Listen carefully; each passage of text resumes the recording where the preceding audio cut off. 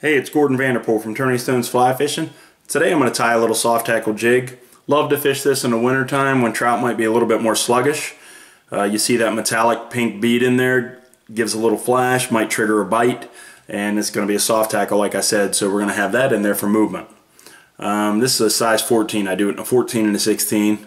That's a 3.0 slotted tungsten bead disco. It's one that's got all them little grooves in it for more reflection. 14-aught Vivus, which looks like a ginger or a brown.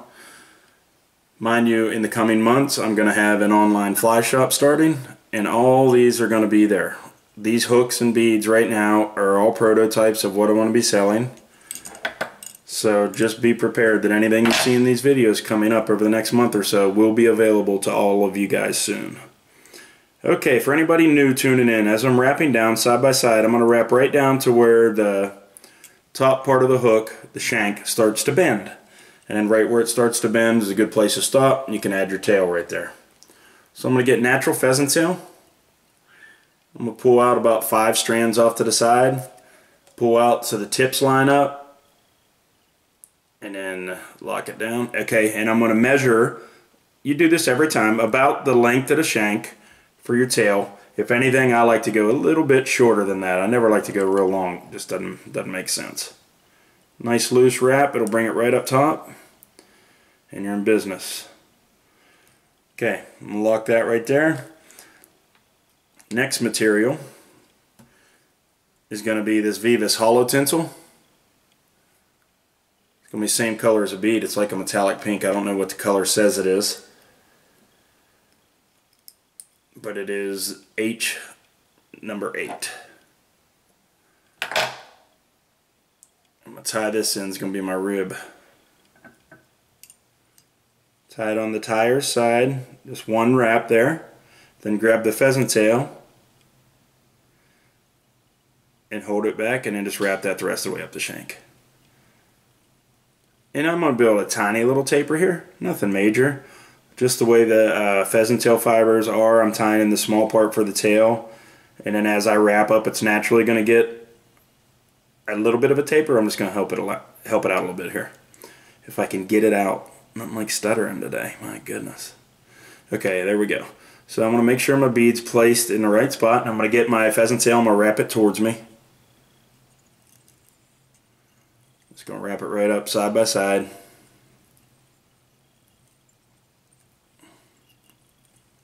Keep her coming, getting close. Have to pinch it down on top because my big old meat hooks, I won't be able to grab it. Now one more wrap, and I'm going to get my thread and capture over top of it like that. Keep tension, because if you let tension off of your thread, it's going to come unraveled, and it's never fun. So and then do a little cross wrap there again, then another one right there to hold it again, just to make sure you got it locked in there. Get your scissors, trim it off close as you can. Okay, next step, get your ribbing, go the opposite direction. You can do the rotary, whatever you want. I'm just going to wrap it by hand.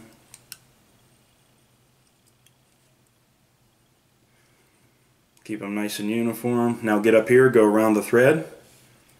Wrap, wrap. I like to do it one more time for overkill. Wrap, wrap. Done. Okay, that's that. Now I'm going to get my dubbing whirl here.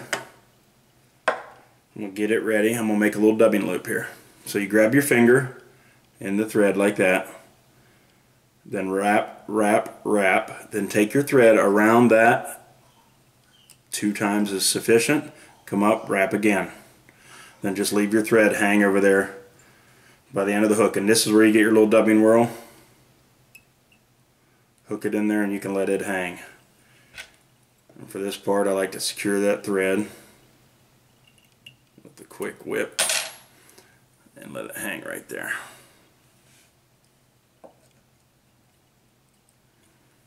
Actually, you know what, I'm just going to let it hang right here. Okay, now I'm going to get my dubbing, get it prepared. Actually, I am going to put it over there because it's going to get in my way and it's going to make me angry. Okay, this dubbing is an SLF. It's a chocolate brown. Really like this stuff a lot. So I'm going to kind of get it together and prepare like a little line of it about 1.5 inches long. And then I'm going to set it down. Then I'm going to get my little whirl here and try to separate that thread.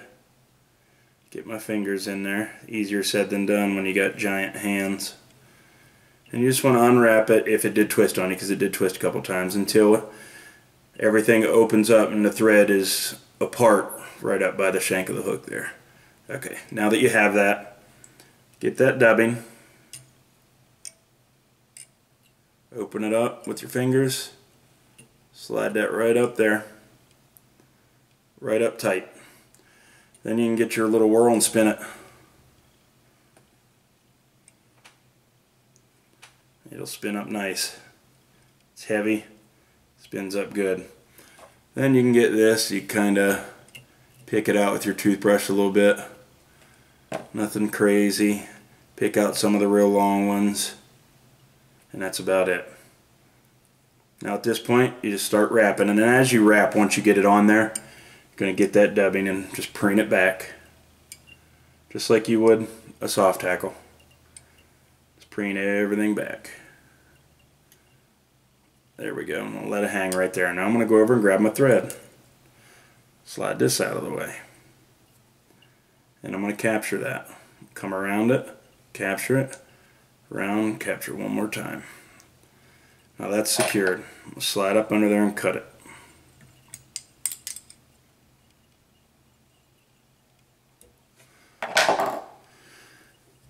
Take a couple reps for good measure. Now at this point I like to get some of those fibers, peel them back a little bit, because they're long. That SLF's pretty long, but I want this to be long. So look I want to give it. Now this fly right here, you could do a finished fly just like that and it hunts. But instead I'm going to get this brown hen neck. I had it sitting here but I've lost it. There it is. There's a tiny little piece of that. You can get it and preen everything back just like that. And you're going to want to put this on so you wrap it to where the side that folds over wraps along with the fly the way it's naturally going to want to go. So preen all that back. Tie this on the tire side. A couple wraps to secure there real quick. Go up and pinch this off.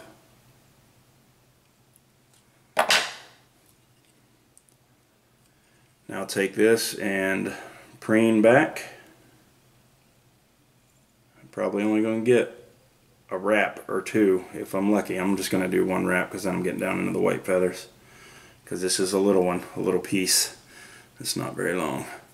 So you got it up in there. Secure that. Now go up and trim off the stem up close. Okay, then you get the rest of your fibers, preen them back, couple wraps, and you're golden. A couple little long fibers there. And then I'm going to whip finish. This fly has been a good fly for me for quite a while. I fish it in several colors, but this is a wintertime version I like a lot.